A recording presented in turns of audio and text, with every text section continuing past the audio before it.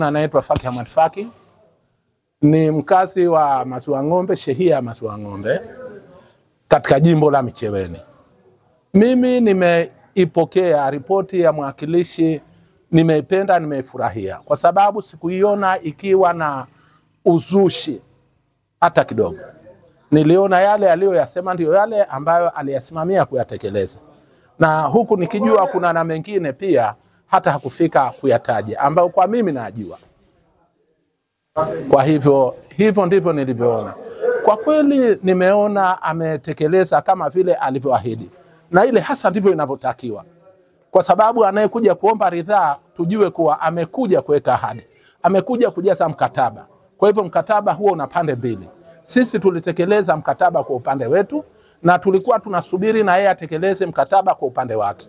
Sasa mkataba ambao yeye alitupa tuliweza kusaini ni ule ambao aliahidi na tekeleza 1, 2, 3, na akayatekeleza yale ambayo kayakusudia kuyatekeleza.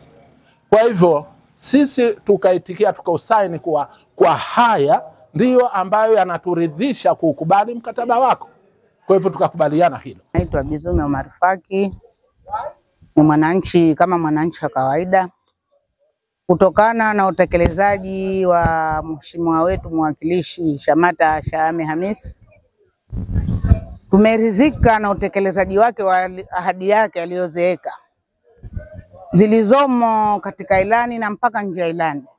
Kwa hiyo hatuna budi kumshukuru kiongozi wetu huyu mahiri, kumjalia Mwenyezi Mungu akawa na imani ya wananchi wake kulingana na ahadi zake alizoziweka akazitekeleza, na alizokuwa pia hajamalizia ambazo kwa hazimo kwenye ilani yumo kwenye mwenendo huo wa kumalizia.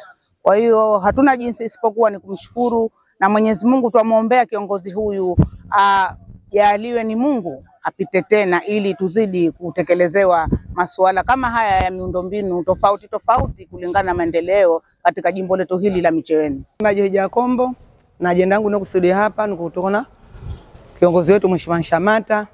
Tunampongeza kwa anaotekeleza ilani yetu ya chama, serikali hii ya mapinduzi wilaya ya Micheweni.